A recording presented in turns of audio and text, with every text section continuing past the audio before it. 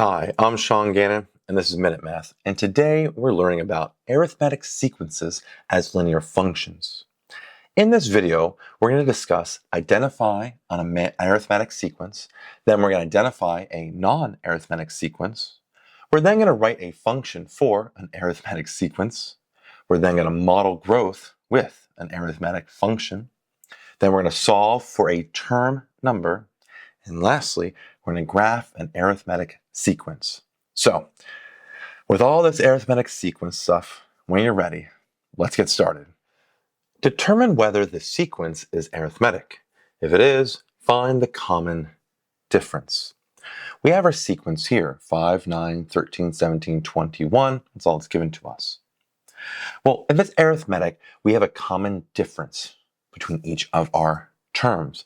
So we can subtract the term from its consecutive term and see if that's going to be the same throughout.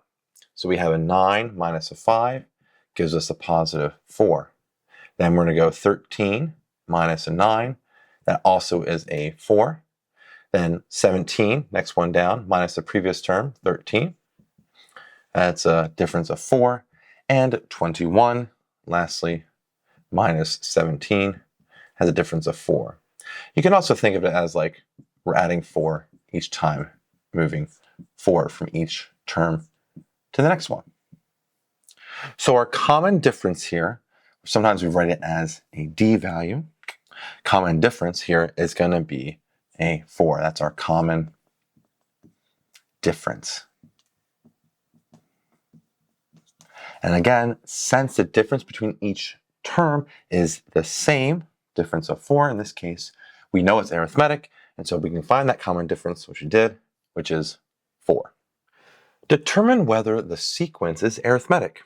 Explain your reasoning. All right, we have our sequence here of 1, 4, 9, 16, and 25. If it's arithmetic, the common difference between each term is going to be the same. So let's go find those. I'm going to take my second term, 4, subtract my first term, the one before it, and I have a difference of 3. For the next one here, I have 9 minus 4 being the previous term. That gives me a difference of 5. Now I have 16 minus a 9 here, and that's a difference of 7. And lastly, I have my last term here, 25 minus 16, which is a difference of 9. So if you notice here, there are no common differences, right? No common differences. They are all different. So no common differences. Okay, since the differences are not constant, not the same, well, we can say it's not arithmetic.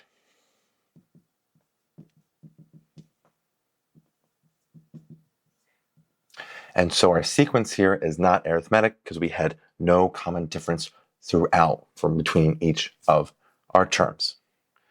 Write a function f of n that represents the sequence. And our sequence here is 3, 7, 11, 15, and 19.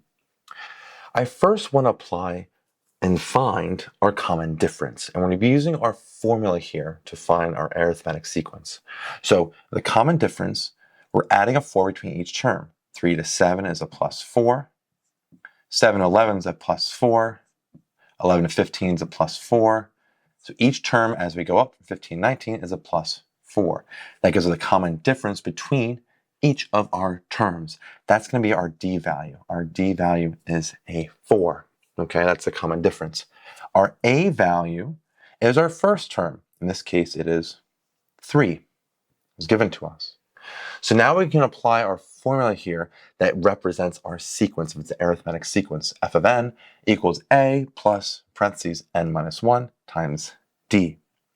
So f of n is equal to a value, 3, plus n, our variable, or the number in our term here, in the sequence, minus 1, and d is our common difference, 4. Now we can simplify this a little bit. We have f of n equals 3 plus 4 times n is 4n. And then distribute this 4 right to both parts. We have a minus a 4. And so we have f of n here equals, we write 4n first, and 3 minus 4 is a minus a 1. And so our function, f of n, is equal to 4n minus 1. And there we have it. We have a function that represents our sequence, f of n equals 4n minus 1. Write a function for the situation, then find the requested value. A plant is 6 centimeters tall and grows 4 centimeters each week. Find the height after 7 weeks. Okay, here's a few things. We're going to write f of n, and n is our number of weeks that have passed. For creating an equation, we know we're starting at 6 centimeters. So we have 6 here we're starting with, and it's growing at a rate of 4 centimeters for every week that moves on. So at 0 weeks, when n is 0, we have a 6, the height of the plant. Then at 1, we put 1 in for n. 1 times 4 is a 4. That's showing 6 plus 4 gives us that growth after the first week. So we have an equation here.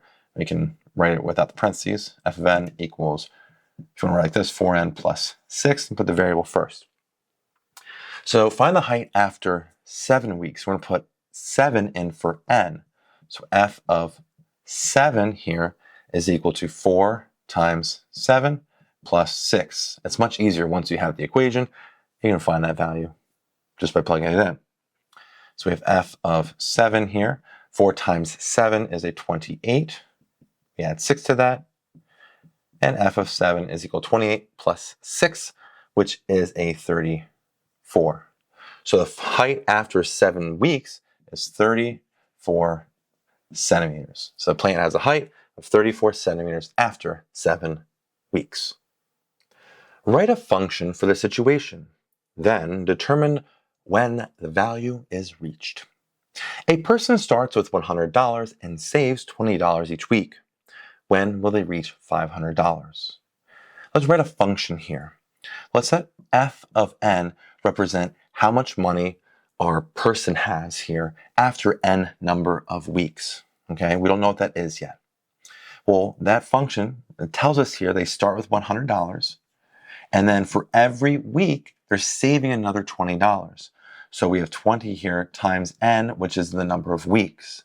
So for example, if we have 0 weeks, the beginning, 0 for n, times 20 is 0, plus 100 is 100. That's what we start with right here. Perfect, works out. So we have our function. We can simplify and rearrange this to be f of n is equal to 20n plus 100 here. Just put 20 times n, 20n, and move it to the front. Now, when will they reach $500? Well, $500, that's going to be our f of n at n number of weeks, and we have to find that. So we're going to take 500 here, put it in for f of n, and we're going to solve now for n. 20n plus 100 here. And so now I want to solve for n to see how many weeks it takes to get $500. I'm going to subtract 100 of both sides of the equation here. I have 20n is equal to 500 minus 100, which is a 400. And then I'm going to divide it by 20 to both sides of the equation. 20s cancel, and n is by itself. And 400 divided by 20 is 20. So our n value here is 20, and that's 20 weeks. Let's talk about it in context here. 20 weeks. So after 20 weeks, our person here will have reached $500 if they're saving $20 each week, and they start with $100. Graph the first 5 terms of the sequence. We have f of n is equal to 4n minus 1. Well, our first term occurs when n is equal to 1. So I'm going to plug that into our function to find what the f of n value is. So f of 1, when n is 1, our first term, 4 times 1 minus 1. 4 times 1 is a 4, minus 1, 1, and 4 minus 1 is a 3. And so our point here is when n is 1, our y value is 3, or f of n is 3. We graph that here, 1 comma 3, it fits like that. Now let's go with our next one here, okay? Where n is equal to 2. So we have f of 2 here, put that in. 4 times a 2 minus 1. 4 times 2 is an 8 minus 1. which is a 7, right? So our point here is be 2, comma, 7. N is 2.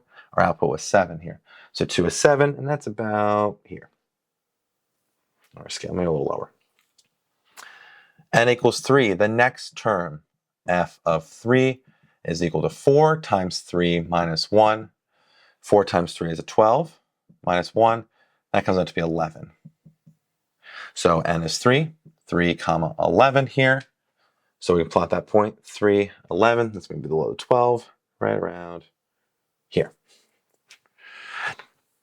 It's not the best drawing with my graph, but we got it. N equals 4. The next term, so we find f of 4. We have 4 times 4 minus 1. 4 times 4 is a 16 minus 1, which is a 15. So when n is 4, our y value, or f of n value, is 15. So 4, 15, and lines up right around here. Something like that. And it's in a straight line. So far, so good. Lastly, we have the fifth term. N equals 5. Plug it into our formula. It told us our function. F of 5 here is equal to 4 times 5 minus 1.